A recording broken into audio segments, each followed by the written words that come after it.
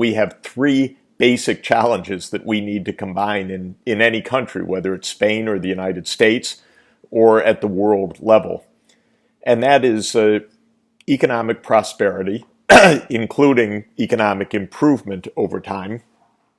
Second is social justice, or social inclusion, so that all parts of society, all regions of a country, all different ethnic groups, women as well as men, are able to benefit from the economy. And the third is environmental sustainability.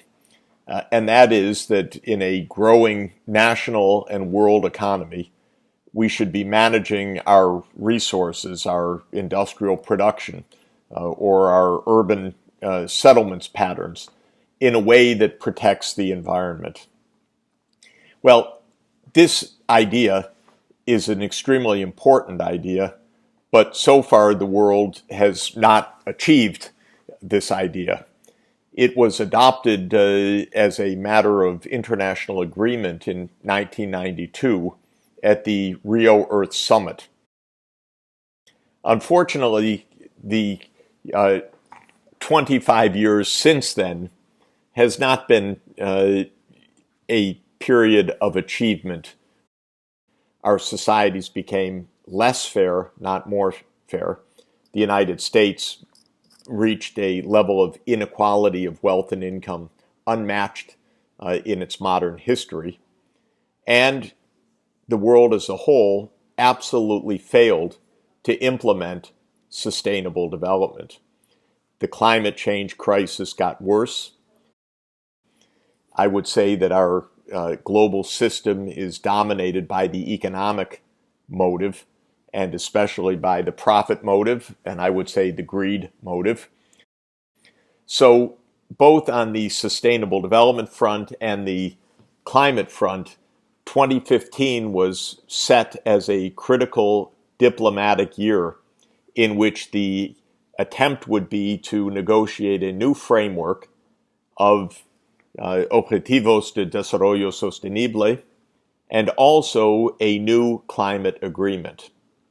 And interestingly, in our world where very little works these days, both of those diplomatic objectives were actually achieved last year. On September 25th, 2015, at the United Nations, the world adopted the Sustainable Development Goals. And then a few weeks later, on December 12th, in Paris, the world adopted the Paris Climate Agreement. When it comes to the Sustainable Development Goals, these are really important for Spain, for the United States, and for every other country, because Spain has a huge task that it needs to fulfill in order to achieve the Sustainable Development Goals. They call for social fairness. They call for ending high youth unemployment, which plagues Spain. They call for a shift of the energy system and water use to sustainability.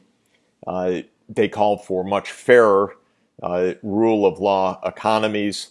And both our systems in Spain and the United States, our politics are very corrupt in both countries, unfortunately. We have to get a lot smarter, a lot more environmentally sound, a lot more resource efficient than we have been in the past. Otherwise, there simply is no way to avoid the collision between the economy and the environment, which is already very far advanced at the global level. What do we waste our time on? War. War in Iraq, war in Syria, war in Libya. This is stupid and reckless, and I blame my own country, the United States, for a lot of these absolutely devastating and absurd wars that we're fighting, because we should be cooperating to solve tough global problems rather than fighting wars with each other. And the network that I lead for UN Secretary General Ban Ki-moon, which you mentioned, the Sustainable Development Solutions Network, has a Spanish chapter. It engages Spanish universities, It has many political leaders in Spain. So when it comes to the company law, we need to say that the company starts, it cannot impose costs on society. And this basic idea doesn't exist, because the basic idea in the US is if it's not illegal, you can do it, even if it imposes harm. And even if it is illegal, if you can get away with it, try it. We're in that vicious circle of politics, power, and inequality. And that's where I think these Sustainable Development Goals can help us to recover. I call it the social democratic ethos. That's what I believe we need. Not a political party with that title necessarily, but the ethos of social democracy, I think, is what's really important for us. Nos hemos dado cuenta de que hay un claro cambio de paradigma en el que, si miramos cómo se ha generado el valor y el riesgo a lo largo de los años, realmente la época más dura que ha explicado, digamos, ese entorno económico de corto plazo y de avaricia que demostró o que mencionó el profesor Sachs, tiene que ver con los años 80, donde apenas los intangibles contaban por un 20% del valor total de las organizaciones. Y la legitimidad, que en el pasado era puramente jurídica, hoy es social. Es decir, el futuro de las organizaciones depende de la aprobación social. Las empresas que tengan éxito serán aquellas que sirvan mejor las expectativas de estos grupos de interés y que consigan establecer una relación de confianza con ellas.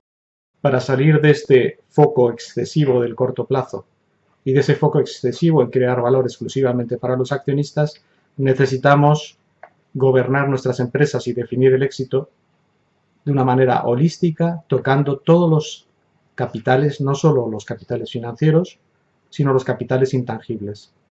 Esto tiene un retorno en términos de sostenibilidad. ¿Por qué? Pues porque la sociedad nos acompaña. Y cuando miramos a la población de distintos países y miramos qué proporción de la población responde a estas expectativas de querer empresas que sean buenas, que trabajen bien, que creen valor para todos los stakeholders, nos hemos dado cuenta de que ese segmento de población en el mundo está creciendo. Hoy representa casi un 40% en datos agregados de la población mundial, y cuando miramos por países vemos que en algunos países incluso ese segmento de población excede al 50 o al 60%. Desde el mundo empresarial, también los líderes empresariales a día de hoy han sido formados de una manera deficiente. El predominio de lo económico y el predominio del corto plazo y el predominio de crear valor para el accionista forman parte de, me gustaría decir, del pasado. El futuro no está ahí. El futuro está en empresas responsables, empresas orientadas a crear valor para todos sus grupos de interés, y eso necesariamente debe de formar parte de la formación y de la preparación de los directivos. Es fundamental ligar esa retribución, como he dicho al principio, a los indicadores no financieros que complementen a esas formas tradicionales que tenemos, no solo de recompensar, sino también de seleccionar a las personas y de promover su carrera dentro de las organizaciones. Aquí nada va a volver a ser igual, ¿no?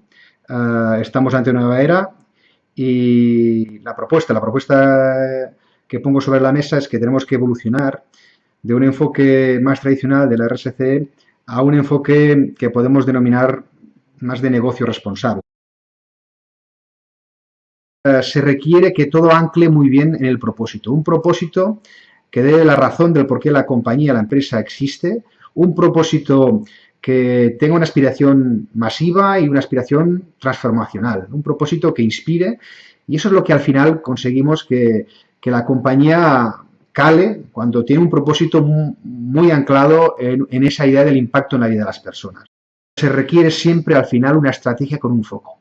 Un foco que permita realmente transformar la compañía y su actividad principal, pero también un foco en cómo poder la compañía transformar su contexto.